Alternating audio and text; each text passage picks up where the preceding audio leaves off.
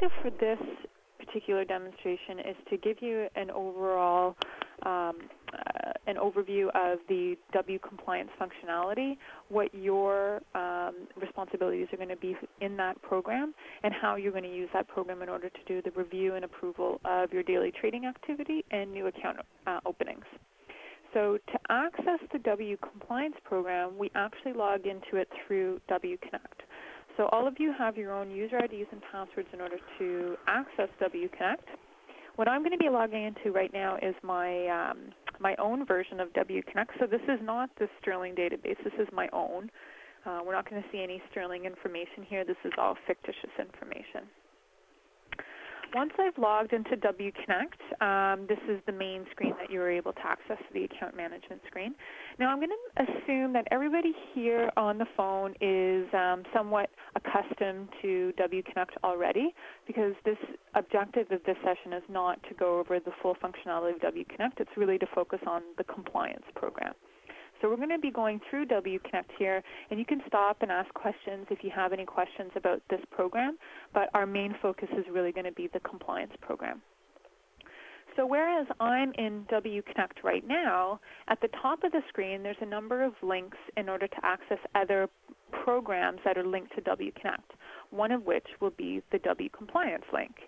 So now once you've been granted access to the compliance program, you should see this link here on the top right-hand corner of your screen.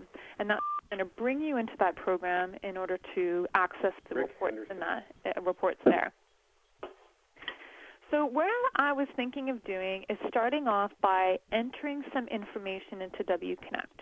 So you could see how a new account is entered into the system, how trades are placed in W.Connect, but really so that the result is that you can see how those two pieces of information are treated in the compliance module. All right?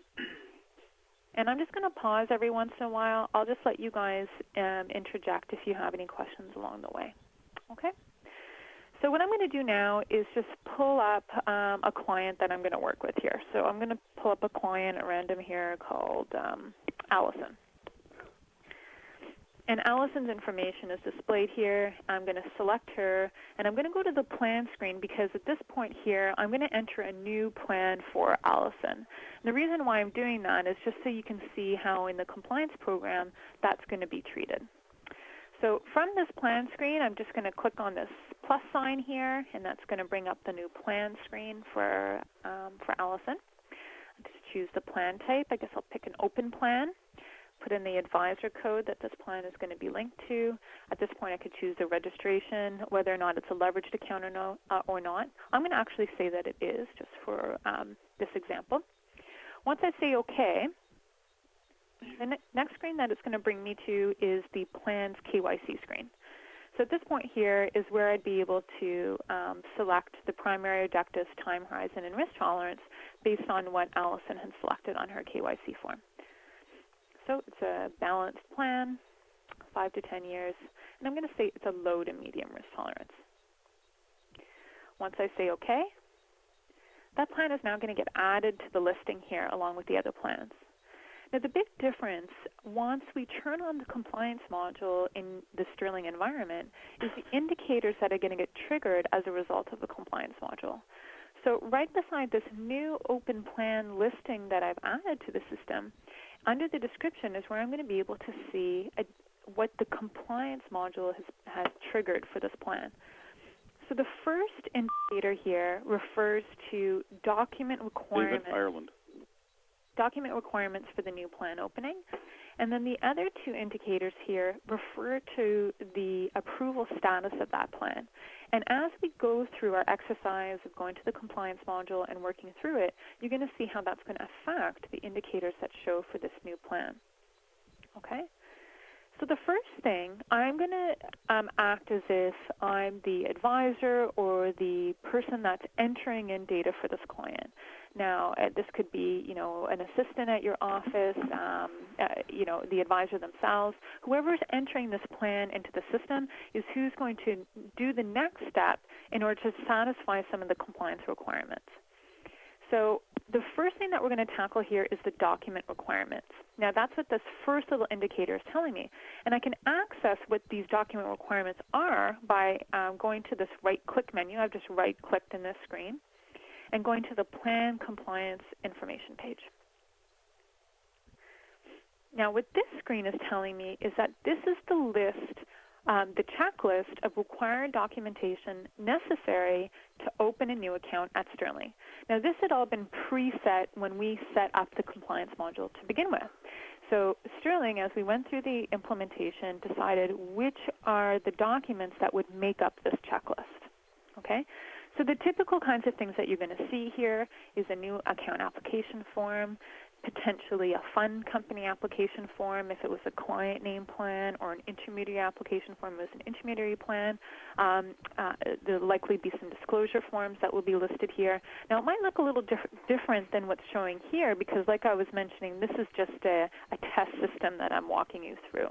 On your side, a different set for a document checklist might be present, but it'll be the same type of concept here.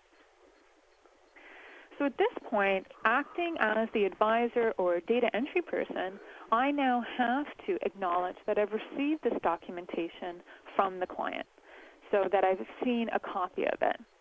So at this point here, I can say, yes, I do have on hand the new account application form signed by the client. I also have a fund company application form, and because this was a leverage plan, I actually do have a leverage disclosure form as well.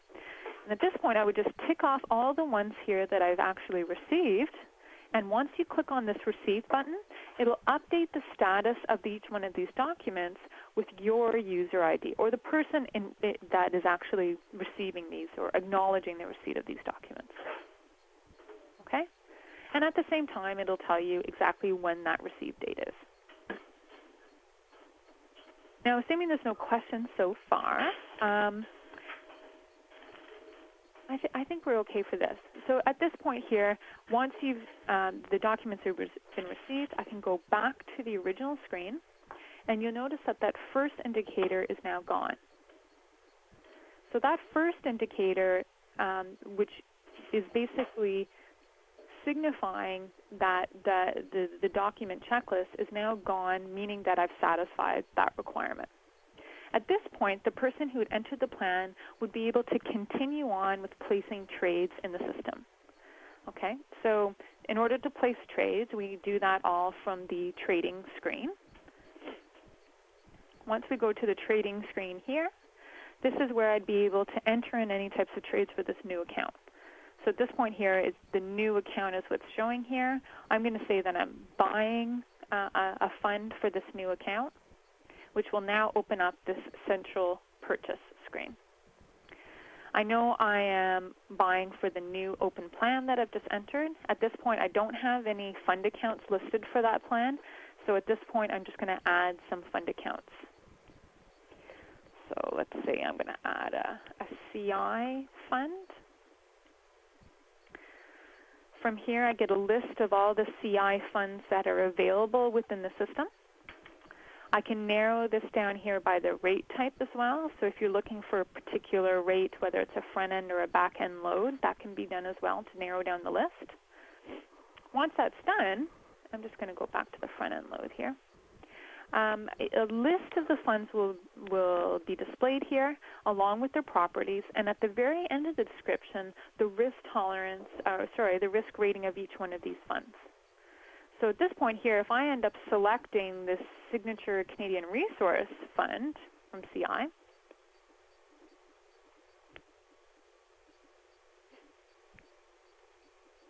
then once I end up back at the trading screen, you'll notice that a warning will be displayed on the trading screen saying that the fund's rating that I'm attempting to purchase is higher than the one that was selected on the client's KYC.